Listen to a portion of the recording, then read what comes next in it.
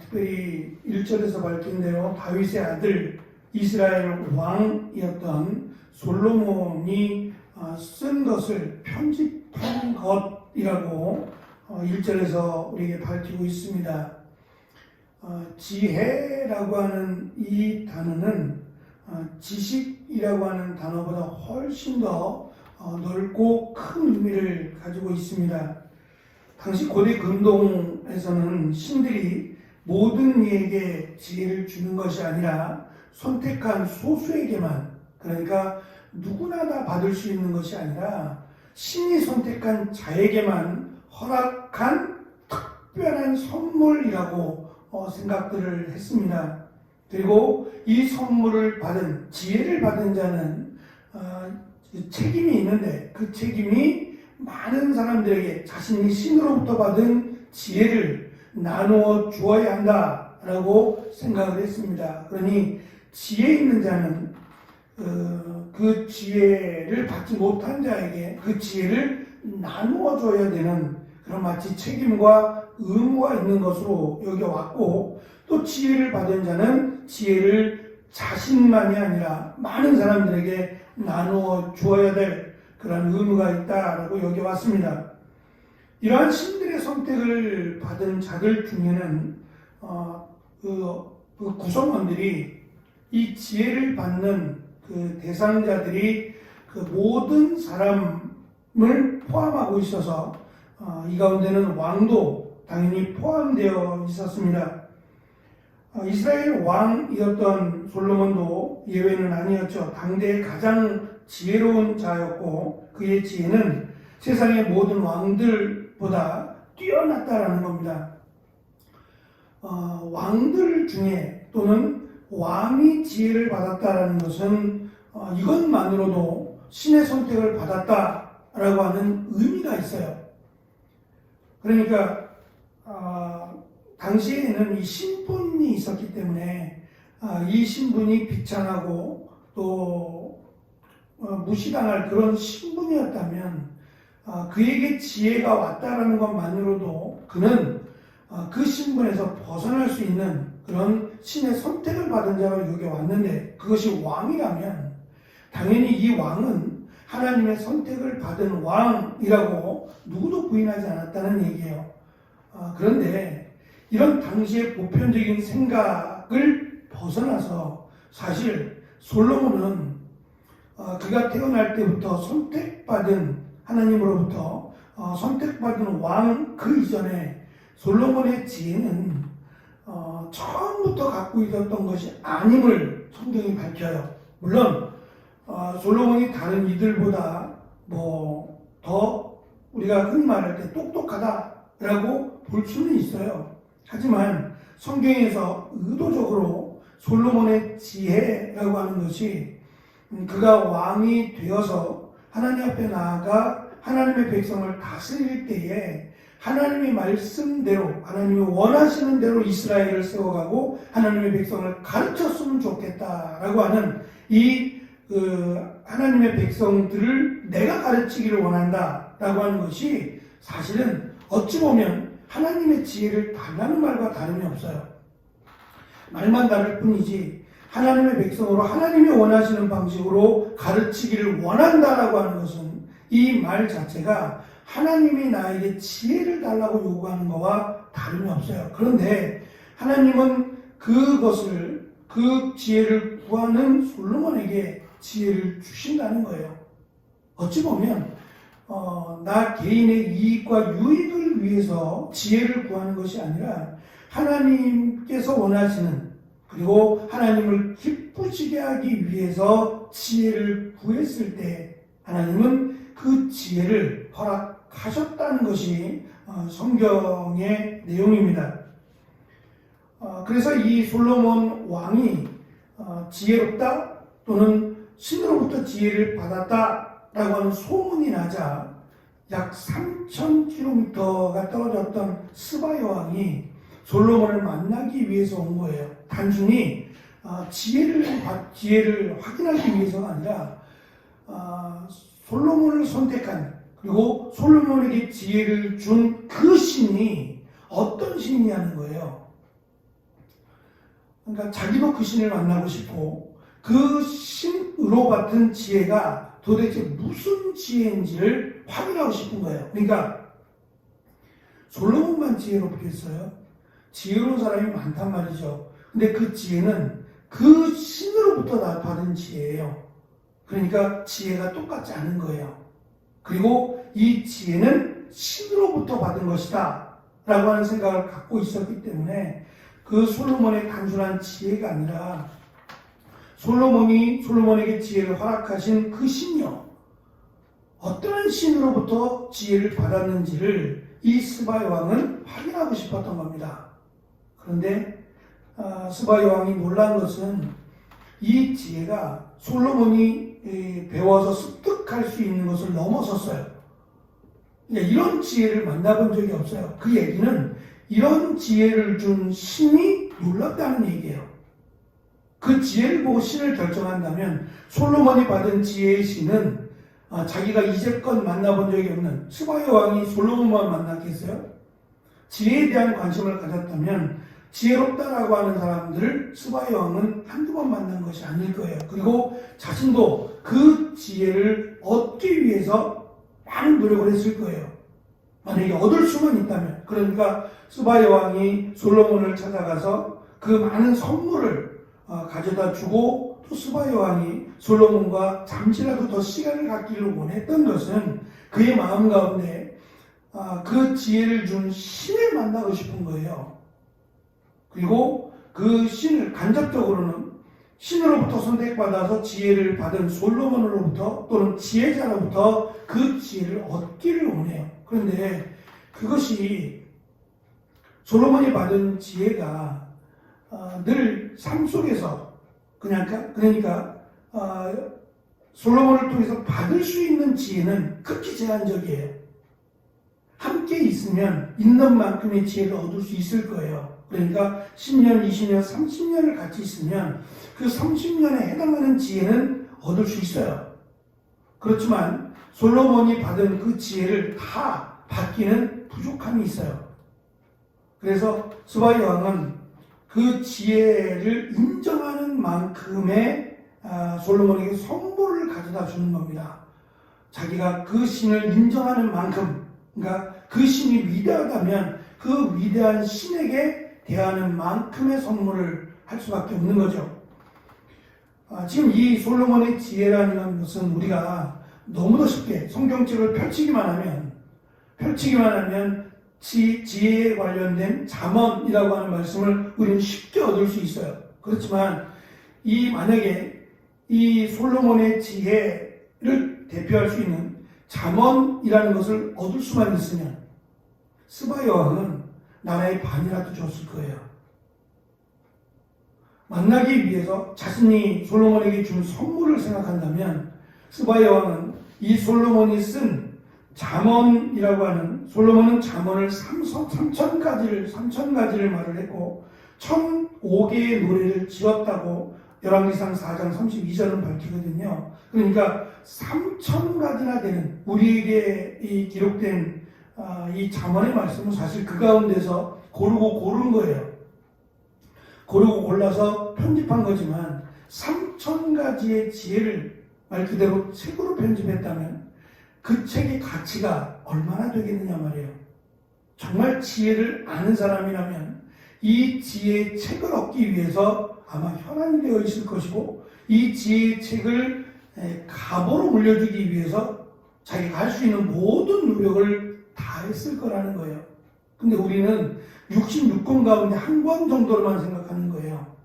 그 한 권으로 보기 때문에 어쩌면 이 지혜라고 하는 이 책의 가치를, 하나님의 말씀을 우습게 생각할 수도 있어요. 쉽게 그냥 교훈적인, 그냥 꼭 한 번쯤 들어봐야 될 유익한 말씀 정도로 그렇게 생각할 수 있어요. 솔로몬은 지혜 때문에 사실은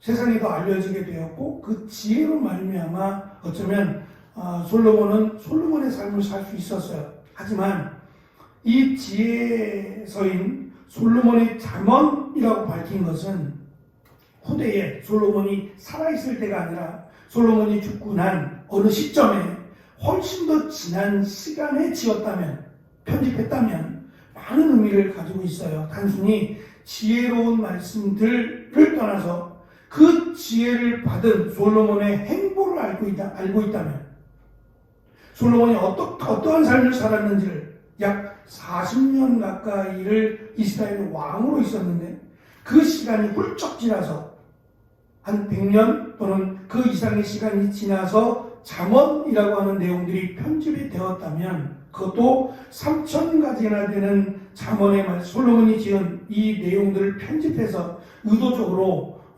이렇게 31의 이 잠언을 편집해서 두었다면 무슨 의미일까?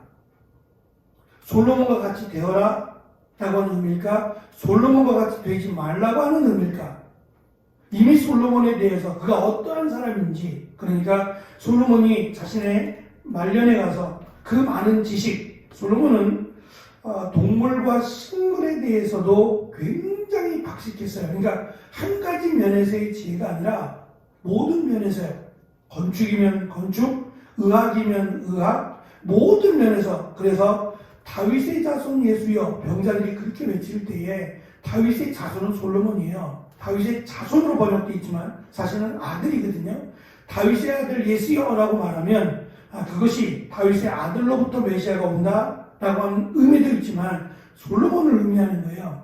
왜냐하면 솔로몬이 역대급으로 그가 의학적으로 상당히 많은, 그러니까 약이면 약 또는 의술이면 의술, 이런 면에 치대한 공헌을 했다고 해요. 그러니까 솔로몬의 아들 중에서 진정한 의술을 가진 자, 의사가 와서 우리를 고칠 것이다, 치료할 것이다 라고 하는 기대가 있었다는 거예요.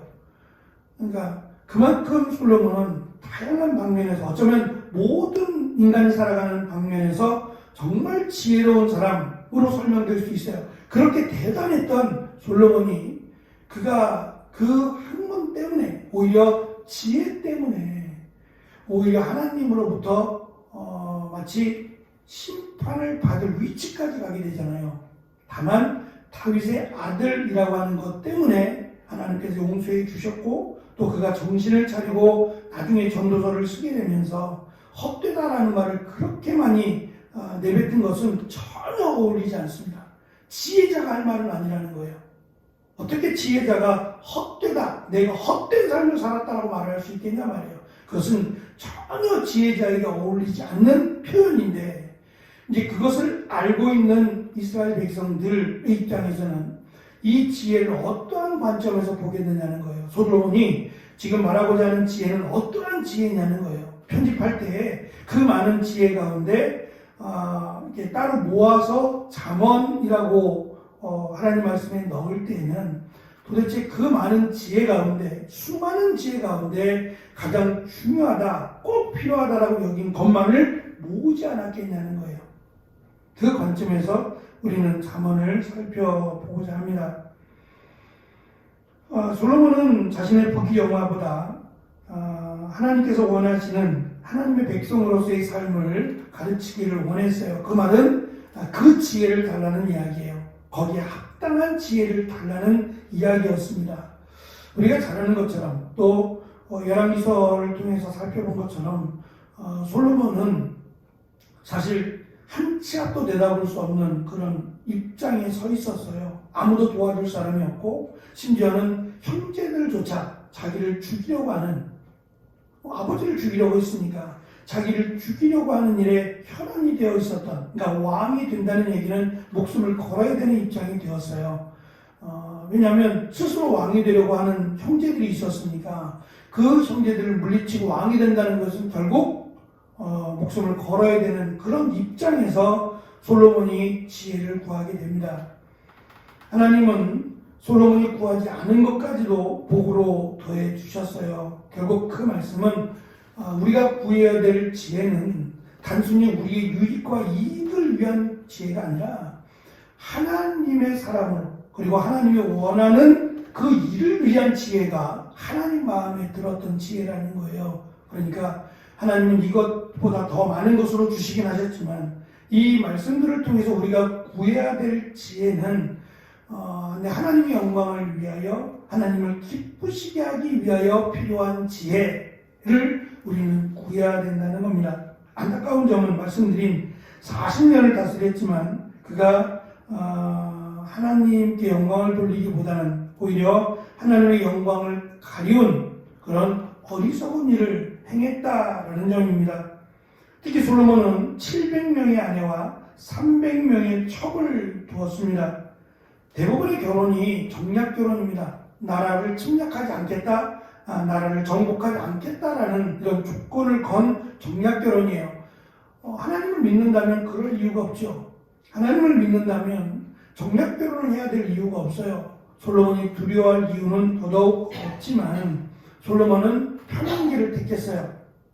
근데 그것이 과연 지혜로운 결정이었냐는 거죠. 수시로 우리는 이 질문을 해야 될 겁니다. 과연 솔로몬이 행한 일들이 정말 지혜자의 결정이었는가? 라고 하는 점을 우리는 수시로 질문해야 할 것입니다.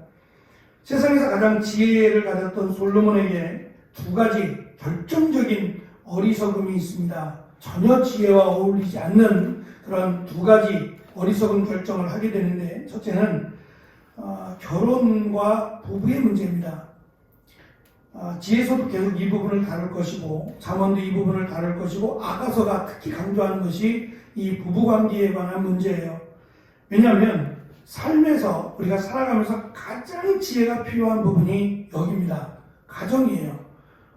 왜냐하면 다른 것들은 쉽게 바꿀 수가 있어요. 쉽지 않더라도 바꿀 수가 있어요. 하지만 가정만큼은 자기와 평생을 같이 할 것이고 또 이것이 흔들리면 눈에 보이지 않을지 모르지만 자신의 모든 걸 흔들게 돼요.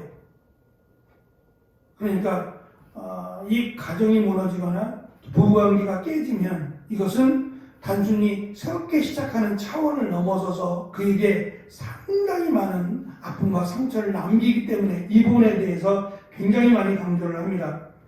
그래서 솔로몬은 가장 지혜롭다라고 말을 하지만 그가 하나님을 섬기는 그런 여인을 아내로 맞이하지 못하고 우상을 섬겼던 여인을 아내로 맞이한 것이 그의 어쩌면 가장 어리석은 모습의 대표적인 것이다 라고 할 수 있습니다. 아마 그 부분을 솔로몬은 이 잠언에서 그리고 편집자들이 솔로몬의 그 많은 지혜의 내용 가운데 특별히 가정을 세우는 일에 특히 아내를 이 결혼에 관한 문제를 가장 많이 다루는 것은 그 이유 때문에 그렇습니다. 두 번째는 정작 솔로몬이 이 땅에서의 삶이 하나님을 섬기고 경외하는 삶이 없었어요. 그의 거의 마지막 부분에서 회개하고 돌아오기는 하지만 그가 가장 많이 후회했던 부분이 있다면 바로 여호와를 경외하지 못했다는 거예요. 그는 여기서부터 시작이 됩니다. 그의 모든 잘못은 여호와를 경외하지 않았기 때문으로 결론을 내려요.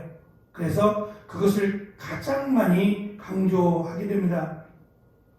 저는 솔로몬의 잠언이 주는 의미가 단순 지혜를 넘어서서 솔로몬을 반면교사로 삼기 위함이다 라고 보여져요. 지혜를 구했지만 여호와를 경외하지 못한 솔로몬과 같이 헛된 삶을, 헛된 지혜를 구하지 말라는 거예요. 그래서 다양한 지혜가 있어요. 다양한 신들이 있듯이 다양한 지혜들이 있어요. 그러나 그 지혜들의 으뜸은 여호와를 경외하는 것에서 시작한다. 어찌 보면 신을 두려워하고 신을 경외하는 것이라고 말할 수 있지만 이것이 진정한 지혜를 가진 자의 지혜라고 하는 것을 잠언은 우리에게 가르치고 이것을 자녀들에게 가르쳐서 자녀들이 다른 지혜가 아닌 여호와를 경외하는 지혜, 이 지혜를 사모하고 구할 것을 잠언을 통해서 우리에게 가르쳐 줍니다. 앞으로 잠언의 말씀을 통해서 우리가 받아야 할 그리고 비록 이 지혜라고 하는 선물을 받지 못한다고 할지라도 하나님을 알아가는 이것이 가장 큰 지혜임을 우리는 잠언의 말씀을 통해서 발견할 수 있을 겁니다. 이 귀한 은혜가 잠언을 통해서 우리 가운데 가득한 귀한 은혜의 시간이 되시기를 간절히 축원합니다. 기도하겠습니다.